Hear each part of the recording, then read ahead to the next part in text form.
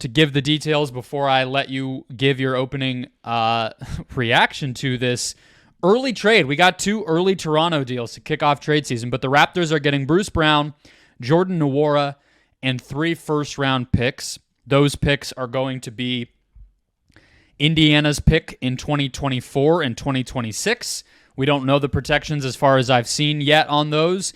And then the worst of the Jazz, Clippers, Rockets, and Thunder first-rounder this year. I think we can all assume that would be either the Clippers or the Thunder's pick in the mid to late 20s. Thoughts? This is bold, and I love it for Indiana. This is the kind of trade that I think Tyrese Halliburton's star quality demands. I think it's an understanding that there's something they could build towards starting this year that getting someone like Pascal Siakam demands. I think he's going to add a really nice element to their team. I think he's going to play at the octane pace that they want to play, and I think he's going to thrive in that structure, Brendon. I think Siakam is a guy that can go downhill and do all this stuff is going to be awesome. And you could look at 3 first-round picks and Bruce Brown and think that's a lot. And I understand, like, Bruce Brown is someone it was a big deal when they got him. This is the guy that was key to the Nuggets championship, but maybe wasn't going to be in this team after this year anyway, and he's not as good as Pascal Siakam. So, like that, it's weird. I suspect the Raptors will now be getting Bruce Brown trade calls, would be my guess. We'll see where that goes. 3 first-round picks. These picks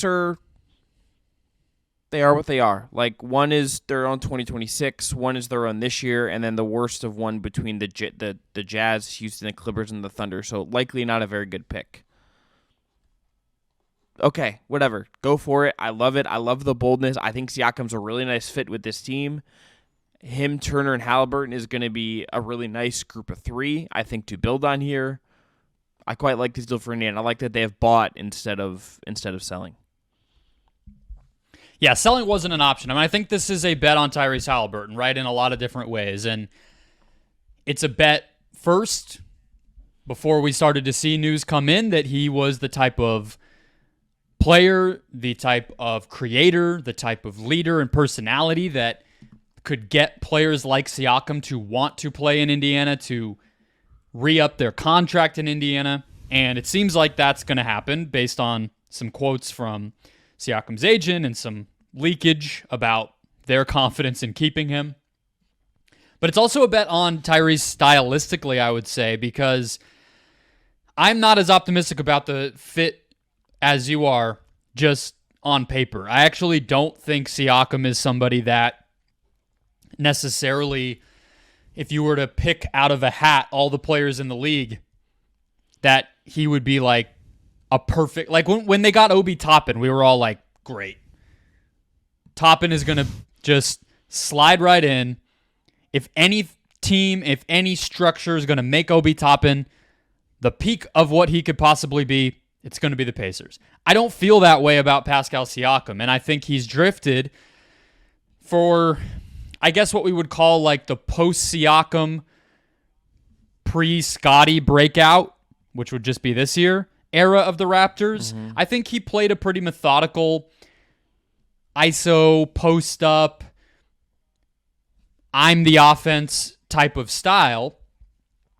And so he's going to have to adjust quite a bit. But again, that's betting that Tyrese can bring that out of him. And this season, Siakam has shown a little bit of indication that, hey, maybe the Pacers felt comfortable pulling the trigger because of some of the trends of this season. And Darko Rajakovic over in Toronto, they've played a little faster under him. He's taken the ball out of Siakam's hands a bit. Obviously, Schroeder is there, and Barnes is able to be more of a creator, so Siakam hasn't had to shoulder so much of that. He's been more efficient and more frequent as a transition scorer this season. He's making more of his open threes and wide open threes than he ever has.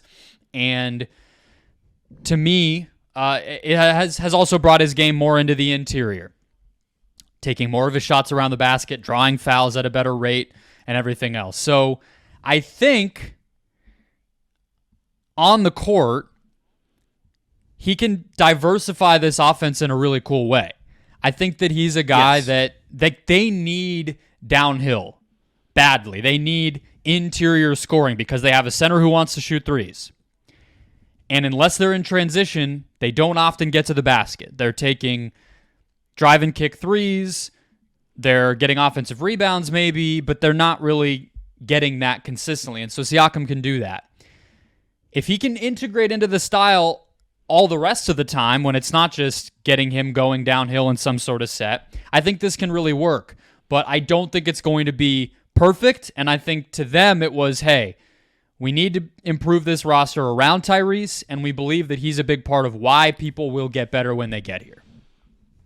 I also think, Brendon, to your comment about perfect, I think perfect is overrated. I think perfect in the NBA doesn't exist in the way that people like to think that it does. Once you get to a certain level of talent and you start adding really good players and you try to win something, none of these guys are exactly perfect puzzle pieces that fit together. The edges have to be smooth.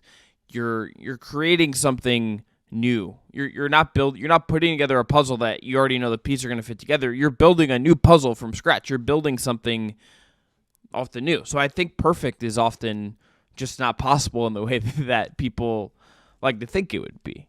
And I think this is often a bet on talent. This is also a bet on stylistic evolution. To your point about them needing downhill, needing someone to do something different, this is one of the teams that if you look ahead of the playoffs, the way they want to play often gets cut off at the knees in the playoffs. It's really been historically hard to play really fast and play up tempo and play the way they seem to want to play all the time when you get there. And this to me also just feels like an eye on, hey, we know we're going somewhere. We want to be competitive in the playoffs this year, whether it's we got to get out of the plane and play a really good team around one or a top 6 seed and want to make some noise unexpectedly.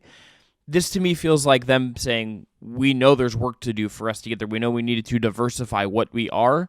Let's prepare for that and this is just going to be more helpful to us than Bruce Brown's caginess or any of the rookies that we might have to draft and develop with later first-round picks over the next couple of years. Yeah, I mean, look, they are the number 2 half-court offense in the NBA. So this is not a case of the Memphis Grizzlies of Ja Morant years before where they are elite when they can run and have nothing when they have to play slower. Like, this team does have it. I think to me it's just it's not often coming from the best. It's not often coming from Tyrese, right? And so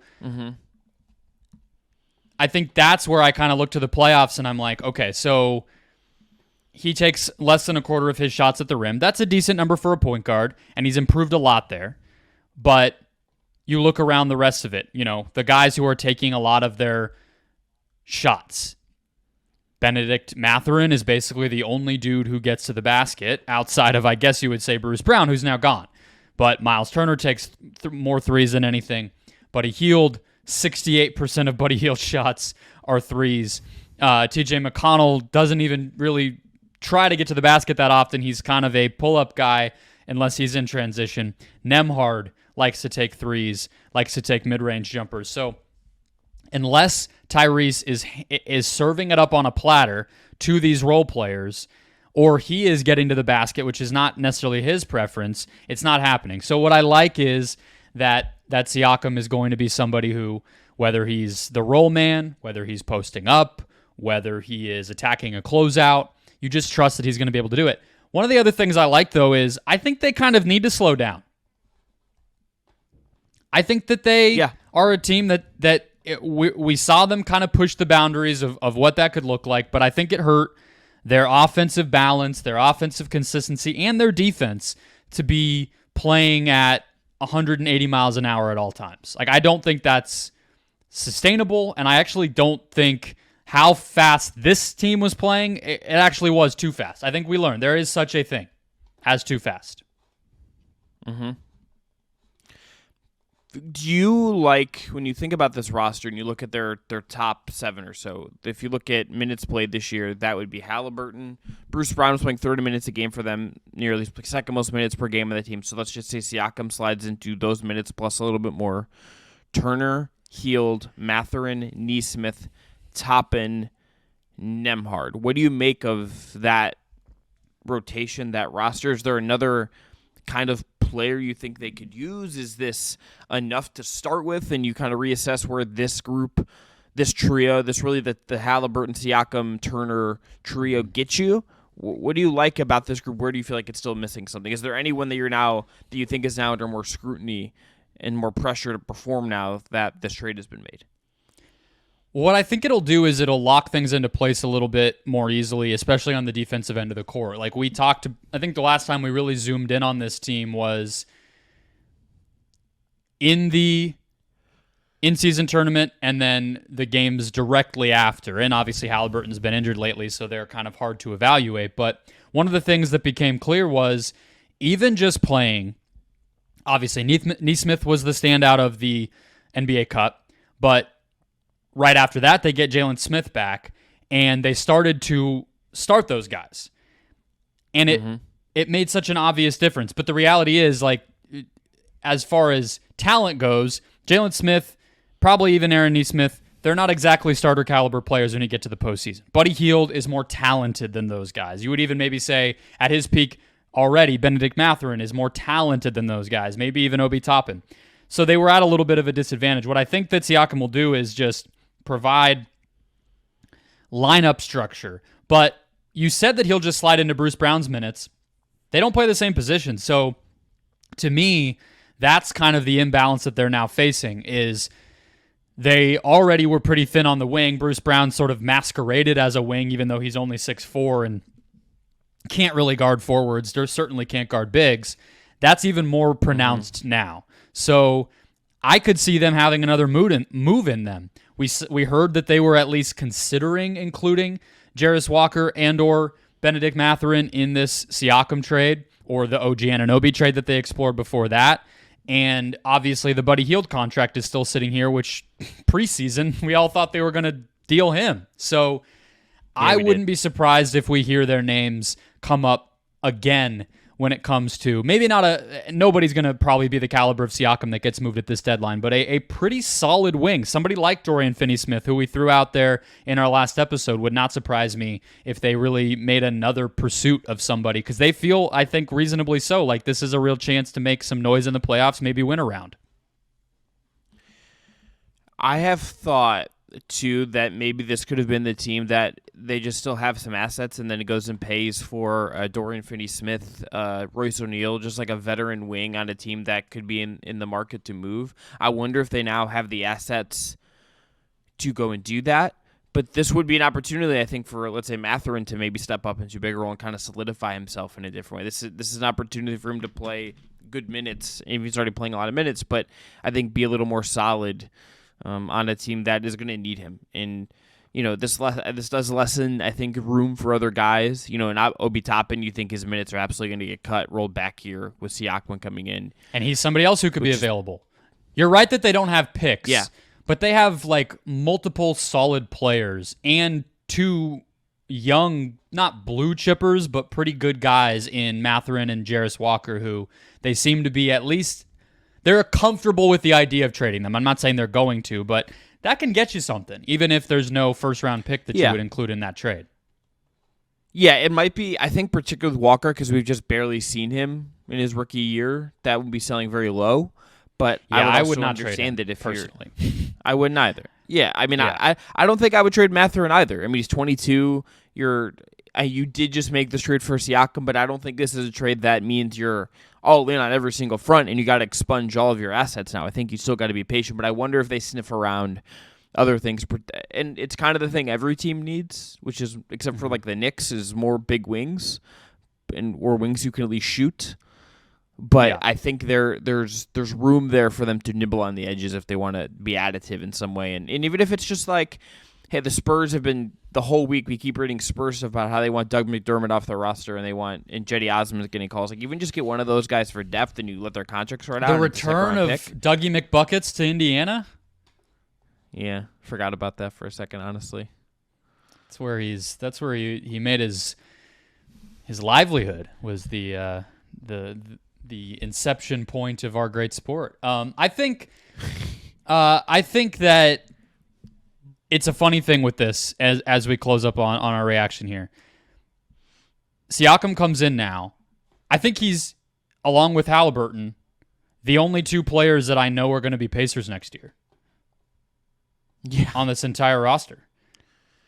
Yeah. And that's kind of a cool place to be. I think it speaks to how well they've built the roster with some salaries that are tradable, young players who they've drafted and developed. Somebody even like Andrew Nemhard, who we haven't mentioned. I think, you could tell me he's kind of a backup point guard long term, or you could tell me he gets traded in a deal for a more solid win now type of guy, and I would believe either one. I also think there's trades on this roster where they could maybe recoup some of the value that they just gave up in this Siakam trade, right? Sell somebody like a TJ McConnell at this deadline, who I know that they've been playing, but probably not vital for them long term. Can you get something for him? Can you dump Jalen Smith, who's a little bit redundant with Siakam, and maybe you get a few seconds there. So they're very flexible still, and I think that's kind of the point I'm making. I don't know what specific trade they'll do. I don't know which one I would do, but they